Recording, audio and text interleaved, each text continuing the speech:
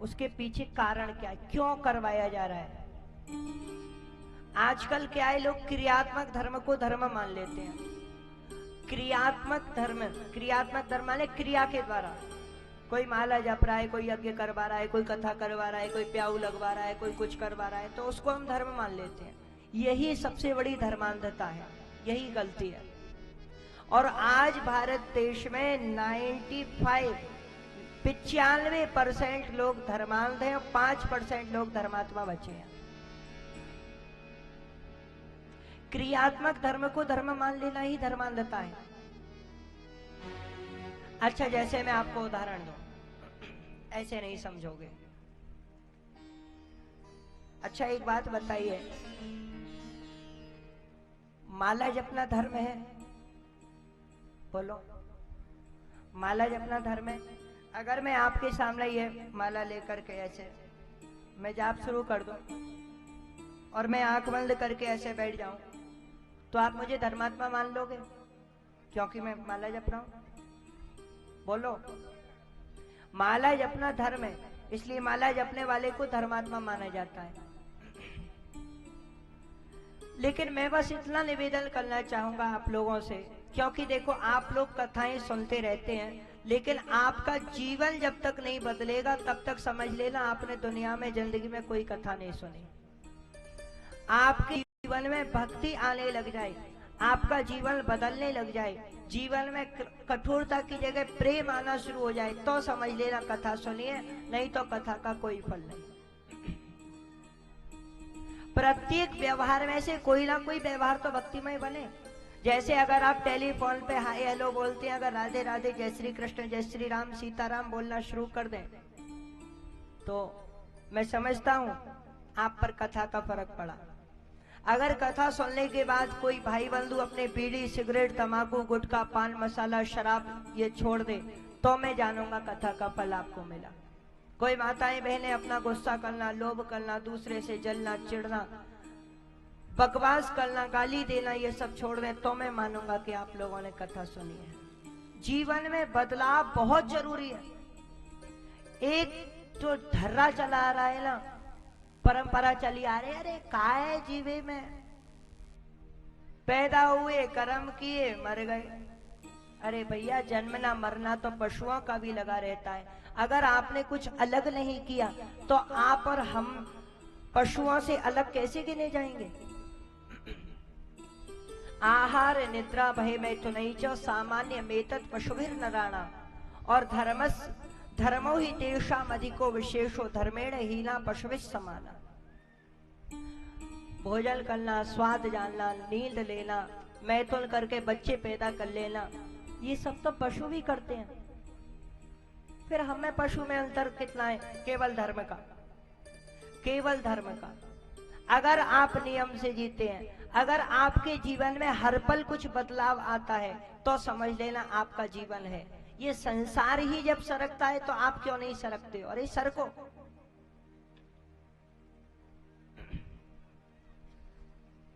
सरको, आगे सरको, अरे सरको भाई, आगे सरको, और आगे सरको, और आगे सरको, और आगे सरको, और आगे सरको, और सरकते चलो, और सरकते चलो। एक ने पूछा, महाराज कितना सरके? अरे बोले, मैं पंडाल की बात नहीं कर रहा हूं, मैं परमात्मा की बात कर रहा हूं। संसार से संसारपति की ओर सरको, विश्व से विष्णु की ओर सरको, जगत से जगतपति की ओर सरकने के लिए कह रहे हैं। तुम आगे सरकने का मत समझ लेना। तो भैया प्यारो, धर्म ही मनुष्य को बचाता है, धर्म ही मनुष्य को बनाता है। माला जपना धर्म है, मैंने माना, लेकिन मैं आप लोगों से केवल इतना निवेदन कर देना चाहूंगा, आप माला जपने के पीछे जो कारण है, जो उद्देश्य है, उसको जान लो। ये माला जप तो रहा है वो तो ठीक है, पर क्यों जप रहा है और माला में क्या जप रहा है? मैं माला जपूं, आप मुझे धर्मात्मा मान लें, ये आपकी गलती है, ये आपकी कमी है। कहीं मान लीजिए मैं उच्चाटन मंत्र जप रहा हूं, तो आपको क्या पता मैं क्या जप रहा हूं? मैं मारण मंत्र जाप कर रहा हूं, तो पहले जानो कि उद्देश्य क्या है। प्याऊ लगवाना धर्म है, यज्ञ करना करवाना। अच्छा चलिए एक बात बताइए, आप लोग कथा सुनते रहते हैं, मैं आपसे ही पूछता हूं, सच सच बताना, क्या यज्ञ करना धर्म है? बोलो हाँ या ना। यज्ञ करना धर्म है ना, हमारे शास्त्रों में आया यज्ञ करना चाहिए, तो यज्ञ करना धर्म है? हाँ है। कह रहे हो ना हाँ है।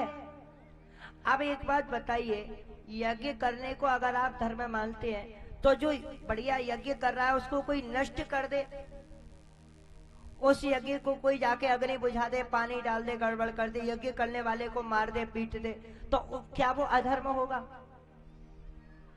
बोलो हाँ या ना। हाँ अधर्म होगा। अगर यज्ञ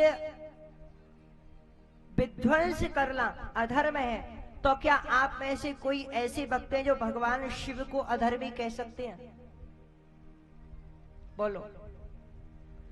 अभी 7 अध्यायों में यही कथा हुई है कि दक्ष ने यज्ञ किया, भगवान शिव ने वीरभद्र को भिजवा के यज्ञ विध्वंस करवा दिया, सब नाश कर दिया, यहां तक कि यज्ञ कुंड में मलमूत्र का भी त्याग कर दिया है शिवगणों ने। क्या ये अधर्म है? अगर ये अधर्म है तो क्या आप ये मानने तैयार हैं कि भगवान शिव अधर्मी थे या है? बोलो, उत्तर दो। अच्छा चलो भगवान शिव को छोड़ो, क्या आप ये मानने को तैयार हैं कि भगवान श्री राम ने कभी जीवन में अधर्म किया था? भगवान श्री राम ने अपने जीवन में 2 बार यज्ञ विध्वंस करवाया, रामचरितमानस जी प्रमाण देती है। एक बार विभीषण ने कहा महाराज मेघनाद मख करे, मख माने यज्ञ, मेघनाद यज्ञ कर रहा है, भगवान श्री राम ने तुरंत हनुमान लक्ष्मण आदि सभी लोगों को भेजा, यज्ञ विध्वंस करवा दिया। क्या ये अधर्म था? विभीषण ने दूसरी खबर दी महाराज नाथ करे रावण एक जागा, सिद्ध भय नहीं मरे अभागा। रावण एक यज्ञ कर रहा है, भगवान ने फिर अपनी सेना भेजी, यज्ञ विध्वंस करवा दिया, रावण को परेशान करके रख दिया। क्या ये अधर्म है? बोलो क्यों?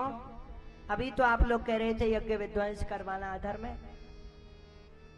भक्तजनों समझ लो, जब तक उद्देश्य गलत है तब तक यज्ञ को विध्वंस करवाना कोई गलत बात नहीं है, वो धर्म है, अधर्म नहीं है। और उद्देश्य सही है तब वो अधर्म होगा। मेघनाद मख करे, लेकिन कैसा? गोस्वामी जी लिखते हैं मेघनाद मख करे अपावन, खल मायावी देव सतावन। यज्ञ तो हो रहा है लेकिन अपावन, ये खल माने दुष्ट, ये मायावी देवताओं को सताने के लिए यज्ञ कर रहा है, इसलिए भगवान ने उस यज्ञ को विध्वंस करवाया। भगवान श्री राम ने रावण को क्यों विध्वंस करवाया? क्योंकि वो अधर्म का यज्ञ था। भगवान शिव ने क्यों दक्ष का यज्ञ विध्वंस करवाया? क्योंकि शिव भगवान के लिए रखा गया दक्ष का यज्ञ का केवल एक उद्देश्य था, शिव जी का अपमान। भक्तजनों देखो, अगर आप ये मानते हैं कि भगवान अधर्मी नहीं थे तो आपको यह भी मानना पड़ेगा कि हमारा सत्य सनातन धर्म उद्देश्य मूलक है। क्रिया से कोई भी धर्म करे, आज संसार में यही हो रहा है, कोई क्रिया से धर्म करता हुआ दिख जाए, टीवी पर प्रचार कर दे हम इनकी सेवा कर रहे हैं, हम उनकी सेवा कर रहे हैं, हमारी संस्था ये काम कर रही है, हमारे यहाँ गौ सेवा होती है, हमारे यहाँ गरीब कन्याओं का विवाह किया जाता है, हमारे यहाँ गरीब ब्राह्मण बालकों की सेवा होती है, बाढ़ से पीड़ित लोगों को हम रोग मुक्त करवाते हैं। क्या ये धर्म है? आप लोग अगर अपना पैसा ऐसे धर्मात्माओं को देते हो तो मेरे हिसाब से गलत है। कब तक? जब तक आप उनका उद्देश्य वास्तव में न जान लो। आप लोग अगर अपना पैसा खर्च कर रहे हो, ध्यान से सुन लो, समझ लो, मैं नहीं समझता इस बात को कोई वक्ता अपनी गद्दी से बोलना चाहेगा, कोई लोभी वक्ता, लेकिन मैं कहता हूं आप लोग अगर मेरे पास आके अपना 1 भी रुपया चढ़ा रहे हो तो सोच लेना क्या मैं उसका सही उपयोग कर पाऊंगा? आपका 1 भी पैसा बर्बाद नहीं जाना चाहिए। गलत जगह नहीं लगना चाहिए, सावधान। आप मंदिर में चढ़ा रहे हैं तो भी एक बार सोच लेना। आप किसी संस्था को दान कर रहे हैं तो सोचना, कथा में चला रहे हैं तो सोचना। या तो आपका ऐसा भाव हो कि मुझे मतलब नहीं है कहीं जाए, मैं तो भगवान के लिए दे रहा हूं, तो ठीक है। पर अगर आप जानबूझ करके अपने धन का दुरुपयोग करेंगे केवल नाम के लिए, टीवी पे नाम बोला जाएगा लाओ 11,000 मैं भी दे देता हूं, गलत है। आप कहीं भी चला रहे हैं, आप कहीं भी दान कर रहे हैं, केवल धन का दान नहीं भक्त चलो। आप जो बैठे हैं, अभी आप लोग इतनी संख्या में बैठे हैं, कोई ज्यादा तो नहीं है, फिर भी ठीक है, जितने भी 100, 200, 500, 1000 जितने भी हो, आप अपने समय का दान मेरे को करने आ गए हैं। आप बैठे हैं, आपका समय जा रहा है, आप अपने घर के कामकाज को छोड़ करके मेरे सामने कुछ सुनने को बैठे हो, तो ये ध्यान रखना, आप अगर अपने समय का दान कर रहे हैं, अपनी बुद्धि का, अपने मन का मेरे लिए व्यास गति के लिए दान कर रहे हैं, तो कहीं आपका ये समय बर्बाद तो नहीं जा रहा, कहीं व्यर्थ तो नहीं जा रहा, कहीं ऐसा तो नहीं कि पंडित जी कुछ का कुछ सुना करके भजन गा के चुटकुले गा के निकाल रहे हो, कथा न सुना रहे हो। तो ध्यान रखना, कथा का तत्व नहीं आया तो आपको कथा सुनना व्यर्थ है। चाहे 1 घंटे सुनो, चाहे 2 मिनट सुनो, लेकिन काम की बात जरूर होनी चाहिए। अगर आप अपने समय का दान कर रहे हैं कहीं भी, बहुत से लोग समय का दान ताश पत्ती खेलने में कर देते हैं, आज चल रही है, समय आपका जा रहा है, आप समय का दान कर रहे हैं, तो ध्यान रहे कहीं आपका समय फालतू ना चला जाए, बर्बाद ना चला जाए। जितनी देर में एक बीड़ी पी रहे हैं उतनी देर में तो एक माला भी हो सकती है। जितनी देर में आप किसी का घर उजाड़ने का विचार कर रहे हैं, इतनी देर में किसी का घर बन भी सकता है। जितनी देर में आप पाप करने की सोच रहे हैं उतनी देर में कोई पुण्य भी बन सकता है। जितनी देर में आप सोचें कि मैं आऊं कुछ नुकसान कर जाऊं, उसमें कुछ लाभ भी बन सकता है। ध्यान रहे, एक एक समय का, एक एक कर्म का सही उपयोग करना, बस यही जीवन व्यवस्थित होता है। आपका एक पल भी बर्बाद नहीं जाना चाहिए, फालतू नहीं जाना चाहिए। श्वास श्वास से नाम भज, वृथा श्वास मत खोए, न जाने या श्वास को आवन होए न होए। पता नहीं आए कि नहीं आए। तो ये धर्म उद्देश्य मूलक होता है। ध्रुव चरित्र श्रवण करा करके ये संकेत किया है। ध्रुव जी का चरित्र आप लोगों ने सुना होगा। ध्रुव जी के चरित्र में क्रमशः पहले मां की कृपा हुई, फिर महात्मा की कृपा हुई, फिर परमात्मा की कृपा हुई।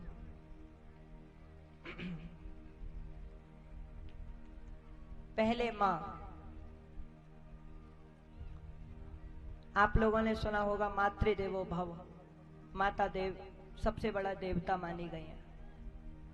क्योंकि जब मनुष्य जन्म लेता है ना, तो सबसे पहले मां की गोद में आता है, सबसे पहले मां के पास आता है, मां को देखता है, पहला शब्द मां उच्चारण करता है। मां चाहे तो बच्चों को संस्कारवान बना सकती है, मां चाहे तो बच्चों को बिगाड़ सकती है।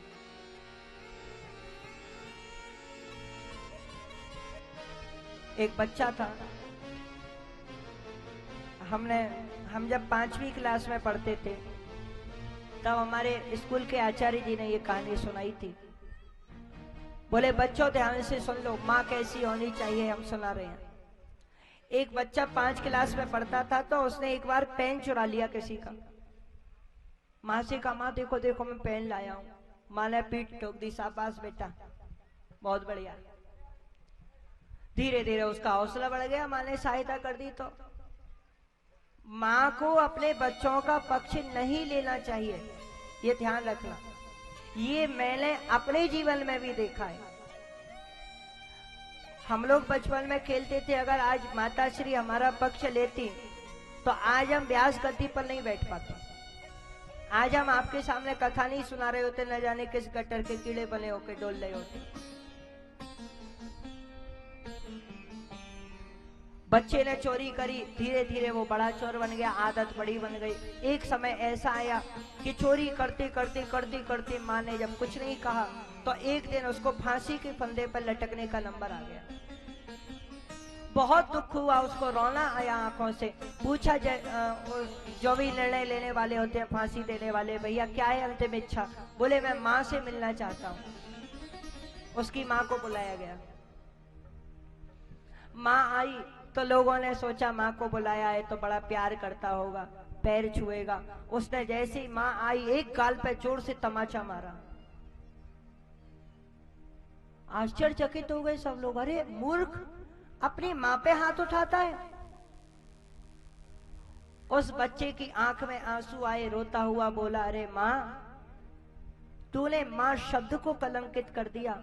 अगर ये तमाचा जो आज मैंने तेरे गाल पे मारा है, जब मैंने पहली बार पेन चुराया था उस समय तूने मार दिया होता तो आज मेरी ये स्थिति नहीं होती, आज मैं फांसी के फंदे पे नहीं लटका होता। मैं तुझे प्रणाम नहीं करूंगा, मैं तुझे तमाचा मार करके खुश हूं। फांसी का फंदा लटकाया, लटक गया। मां चाहे तो सुधार सकती है, मां चाहे तो बिगाड़ सकती है। सुरुचि ने फटकार लगाई थी तो ऐसी बात नहीं है सुनीति के पास कम शक्ति हो। सुनीति चाहती ना तो ध्रुव को साथ में ले जाकर के सुरुचि को खानदान के सही ठिकाने लगा सकते थे, इतनी शक्ति थी उनमें। लेकिन नहीं, धैर्य से, प्रेम के साथ। केवल एक डर था, मां को केवल एक डर होना चाहिए। दुनिया से भले ही मत डरो आप लोग, दुनिया से क्या डरना, लेकिन एक बात से डरना, कहीं मेरे बेटा बेटी के संस्कार ना बिगड़ जाए। सुनीति को केवल एक ही डर लगा, कहीं मेरे बालक के संस्कार ना बिगड़ जाए। इसीलिए उन्होंने बेटे को ही उल्टा समझाया, भगवान के विषय में बताया, सुरुचि से कुछ नहीं कहा। खैर भक्तजनों, इनकी कथा बहुत उत्तम है।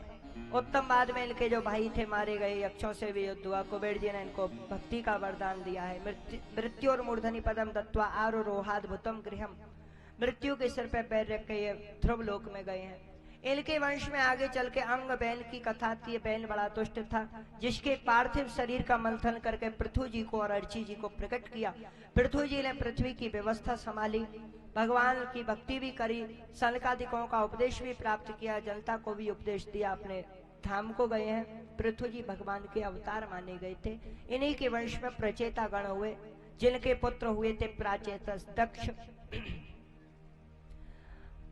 और एक प्राचीन वर्ही नाम के राजा हुए थे प्रचेता गण से पहले। उनको नारद जी ने उपदेश दिया, पुरंजनोपाख्यान के माध्यम से समझाया कि जीवात्मा परमात्मा के मिलन का माध्यम गुरु होते हैं। आजकल लोग प्रश्न किया करते हैं, अरे गुरु की क्या जरूरत है, गुरु जो बताएंगे उनसे ज्यादा तो हमें ही पता है, किताबों में लिख रहा है पढ़ लो।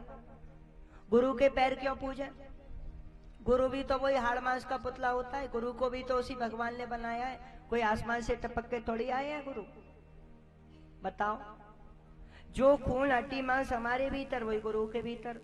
गुरु से ज्यादा जानकारी हमें, फिर हम गुरु को क्यों पूजें? गुरु क्या बताएंगे? यही तो बताएंगे भगवान से मिलना है, भजन करो, तो भजन तो हम ऐसे ही कर रहे हैं, फिर क्या जरूरत है गुरु की? लेकिन मैंने एक बात जीवन में अनुभव करी है, वो आपको बताता हूं। कोई भी विद्या, कोई भी ज्ञान, भक्तों बड़े ध्यान से सुनना, संभव है आपको अच्छी लगे, हो सकता है मेरा अनुभव गलत भी हो, लेकिन जैसा अनुभव किया वैसा बताता हूं। बिना गुरु के ज्ञान तो हो सकता है, किताब पढ़ने से आपको ज्ञान तो हो जाएगा, पर मैंने प्रायः अपने जीवन में जो अनुभव करके देखा है, अगर हम किताबों से पढ़ के ज्ञानवान बन जाते हैं, समझ लेते हैं, सुन लेते हैं, दिमाग में भर लेते हैं, लोगों को सुना देते हैं, लोगों से सुन लेते हैं, ज्ञान तो है, लेकिन मैंने देखा है कहीं कहीं बिना गुरु की कृपा से जो प्राप्त होता है उसमें अहंकार उत्पन्न हो जाता है। और गुरु कृपा से जो ज्ञान मिलेगा, क्योंकि गुरु ने ऊपर बैठ के तुम्हें नीचे बैठा करके, तुमने भगवान ने कहा शिष्यत्व भाव जब मन में आए तब गुरु की कृपा से ज्ञान मिलता है।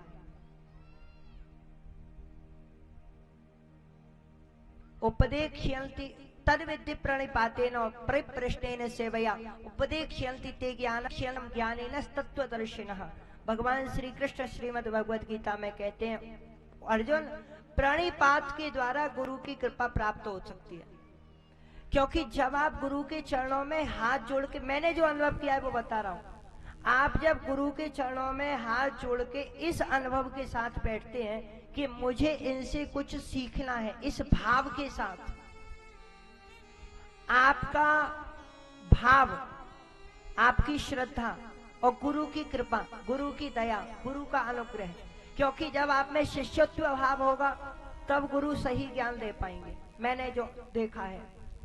तो आपकी विनम्रता के साथ और गुरु की कृपा के साथ जो ज्ञान आएगा ना, वो जो अपने अनुभव से ज्ञान देंगे, उसमें आपको अहंकार नहीं हो सकता। किताबों से पढ़ के जो ज्ञान हो जाता है, हो तो जाता है, पर मैंने उसमें बहुत लोगों को देखा है अहंकारी हो जाते हैं। अरे तुमको क्या पता है, हमको पता है। मैंने जीवन में भक्तजनों बहुत लोग ऐसे देखे हैं जिनको अपने ज्ञान का बड़ा भारी अहंकार है, और उनसे मैंने जब भी पूछा तो पता चला उन्होंने गुरु दीक्षा ही नहीं ली। और गुरु दीक्षा लेने के बाद भी गुरु के चरणों में बैठ करके ज्ञान लेना जरूरी है। ऐसे गुरु से मैं तो कहता हूं दीक्षा मत लो जिनसे मिलना ही आपको मुश्किल हो जाए। आजकल